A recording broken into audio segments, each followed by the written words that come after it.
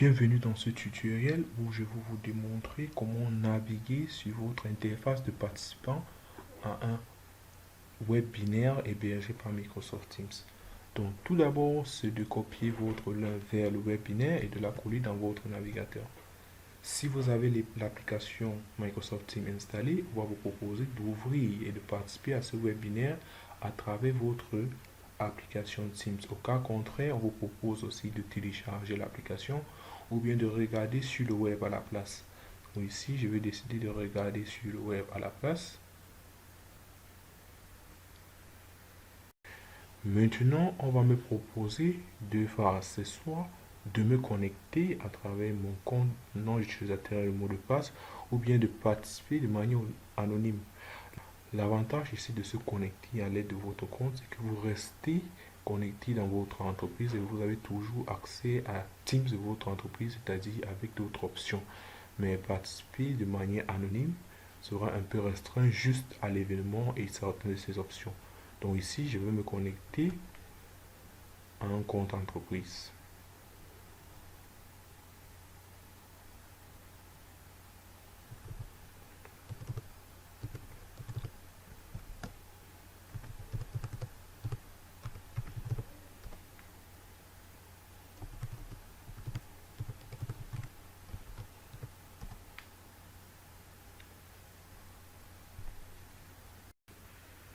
Là, directement, je serai connecté à l'interface de mon webinaire.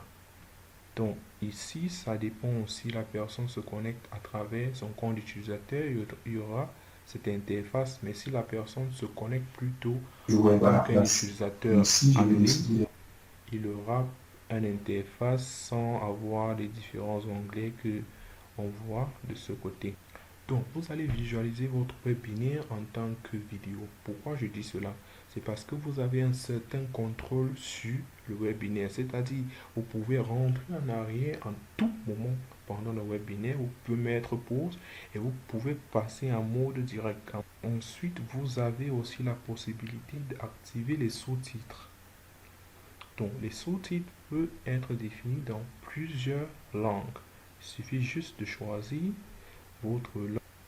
Il suffit juste de choisir la langue dans laquelle vous voulez afficher les sous-titres.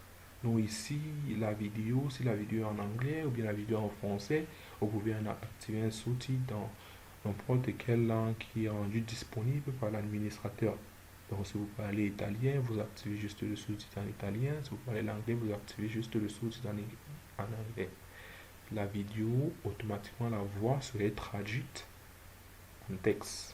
Donc, pour afficher les légendes, donc, par exemple, si je prends le chinois, ça veut dire ça va afficher ma légende en chinois. Donc, dès que la personne est en train de parler, ça va traduire en chinois.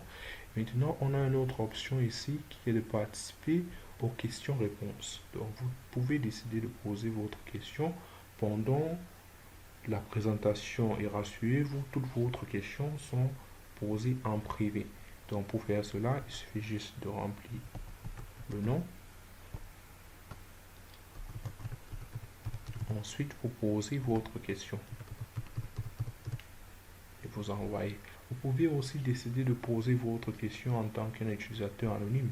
Donc, vous remplissez juste la question et ensuite vous cochez publier en tant qu'utilisateur anonyme et vous renvoyez.